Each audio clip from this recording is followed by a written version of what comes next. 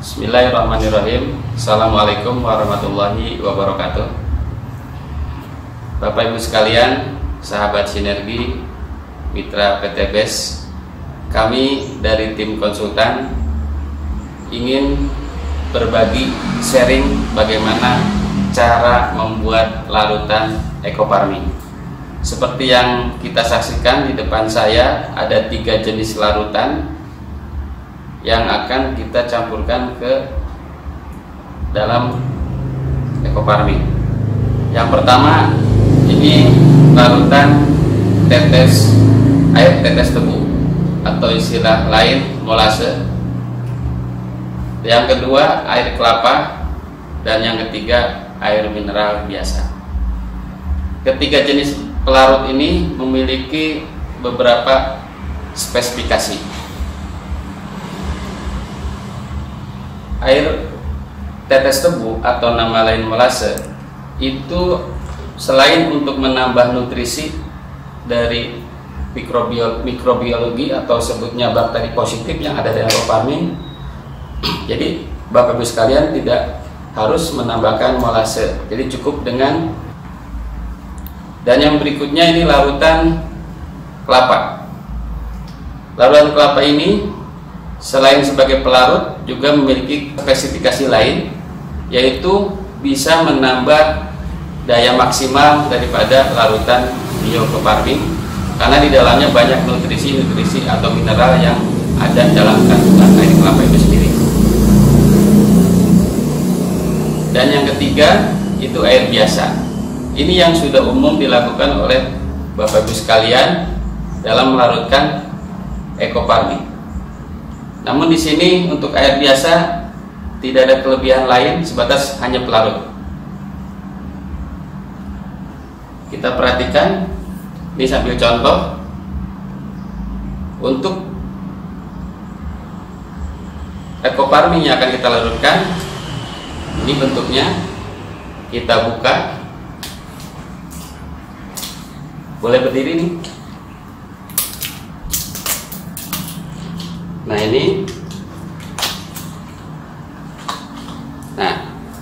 ini adalah ekofarming dalam bentuk padatan atau tub yang di dalamnya itu ada plastik pembungkus.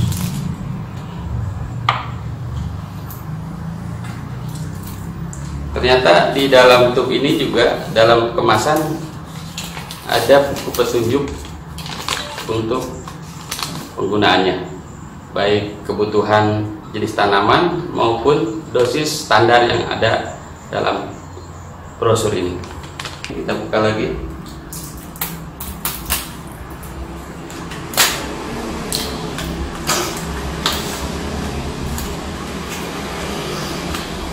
Ya, sama juga.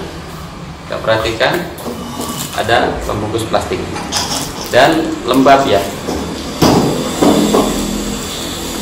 Tutup lagi, juga di dalamnya dilengkapi dengan sama seperti tadi brosur itu. Nah nanti ini dalam proses penghitungan dosis ini sangat bermanfaat.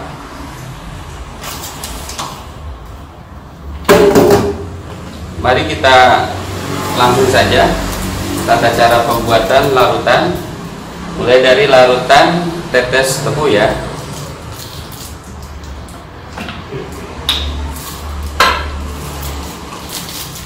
Kita buka plastiknya atau bisa diremas dulu di sini supaya lebih mudah dalam pelarutan dan tangan juga tidak kotor.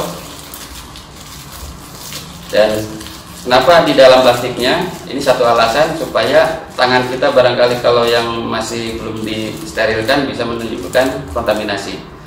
Ini maaf contohnya tidak pakai alat sarung tangan, tapi sengaja saya supaya lebih steril, jadi diremukannya di dalam plastiknya saja. Kita masukkan.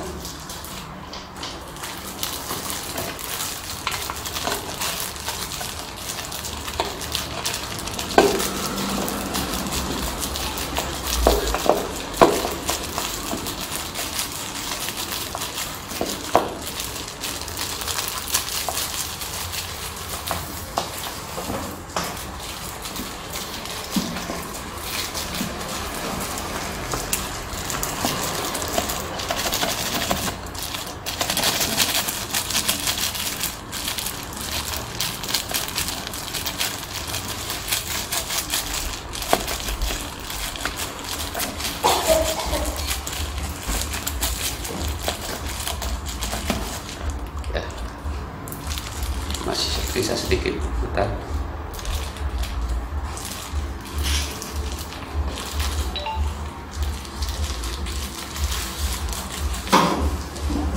Ya,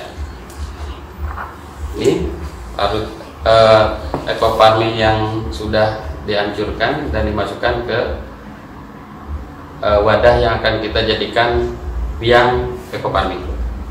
Selanjutnya kita campurkan molase atau air es tebu ini menjadi pelarut.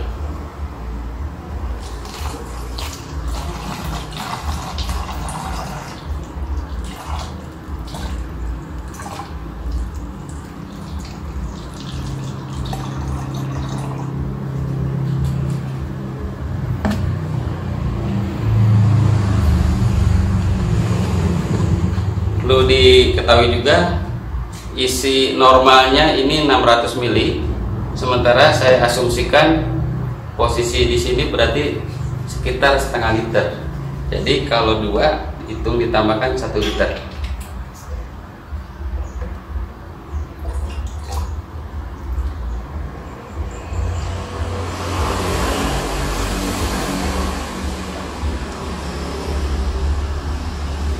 Larutan dari air kelapa. Ini masih ya posisinya seperti yang tadi dilakukan, karena tangan saya ini perlu diremas ataupun dihancurkan di dalam plastik supaya tidak terjadi kontaminasi. Nah, ini kelebihan dengan adanya tambahan plastik ini, minimal pada saat penghancuran tidak langsung kena tangan, sehingga tidak kemungkinan kecil untuk terjadi kontaminasi bakteri yang ada dalam tangan kita. Kita masukkan ke sini.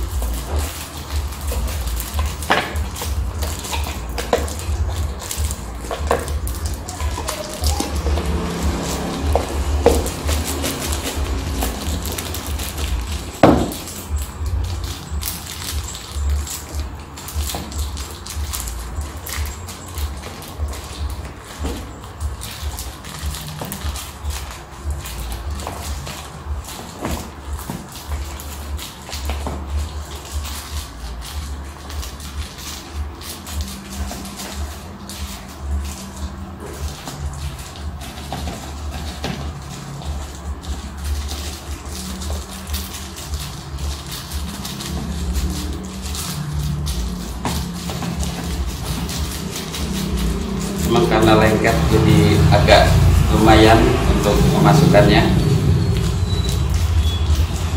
tapi nggak masalah, yang penting bisa masuk semuanya dengan ukuran yang sama. Kita tutup.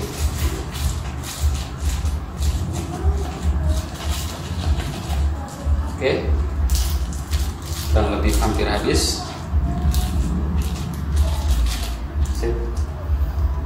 Kemudian ini hasil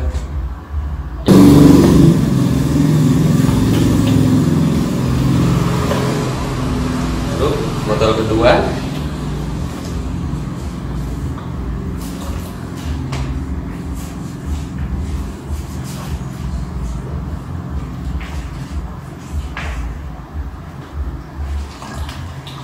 Kita petak sedikit supaya ampas bisa langsung masuk. Ya,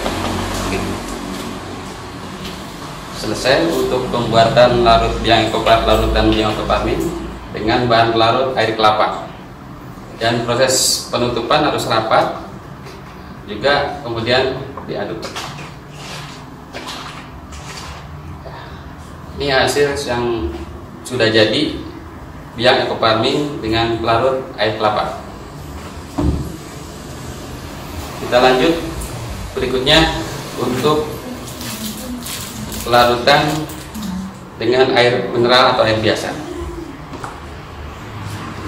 Air biasa kita hancurkan dulu supaya lebih memudahkan.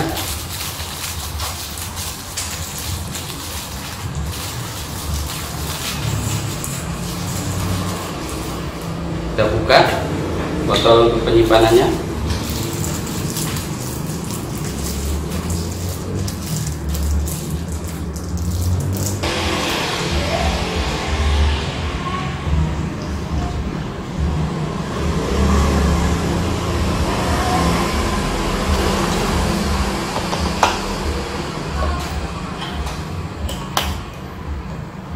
kedua.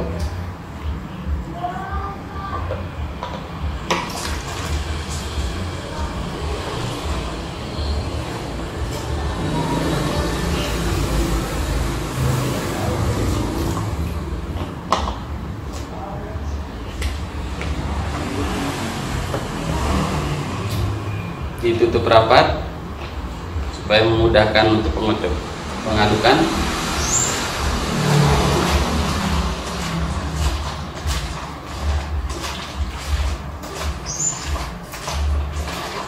Inilah larutannya sudah jadi dengan pelarut air mineral biasa. Nah, kita taruh di belakang ininya supaya kelihatan perbedaannya, mungkin karena reaksi dengan beberapa pelarut yang berbeda.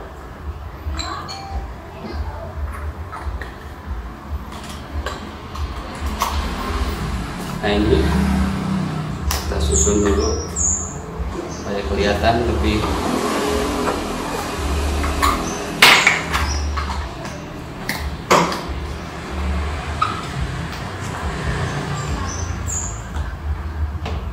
satu lagi.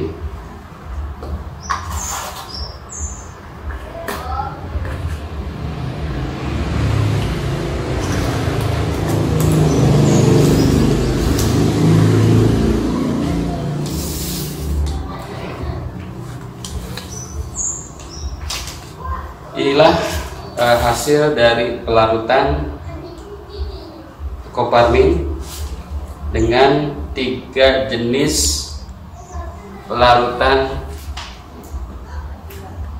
yaitu air tetes tebu molase, ini dengan air kelapa, dan satu lagi dengan air mineral.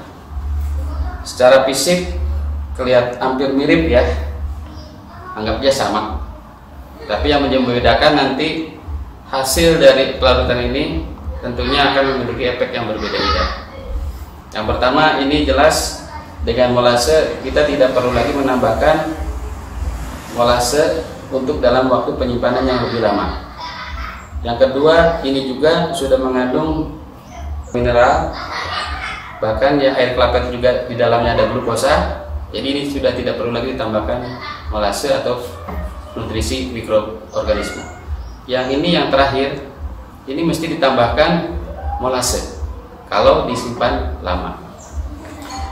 Terus untuk nanti pemakaian berikutnya setelah selesai membuat larutan, ini menjadi ukuran bahwa larutan ini nanti akan dibagi dalam bentuk dosis ataupun penghitungan konsentrasi dalam aplikasi penyemprotan.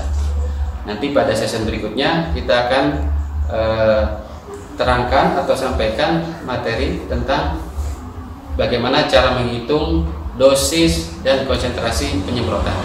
Demikianlah untuk sesi ini kita akhiri, bahwa dengan Ecoparmin insya Allah kita siapkan larutannya, tinggal aplikasi, mudah-mudahan bisa akan lebih bermanfaat untuk petani, khususnya solusi buat petani. Harapan kami dengan menggunakan farming ini dan cara pelarutan yang benar itu memberikan dampak yang lebih positif dan lebih kedepannya petani menjadikan solusi untuk pemupukan berimbang. Demikianlah beberapa yang bisa kami sajikan. Semoga bermanfaat. Salam sinergi, go berkah, no riba. Assalamualaikum warahmatullahi wabarakatuh.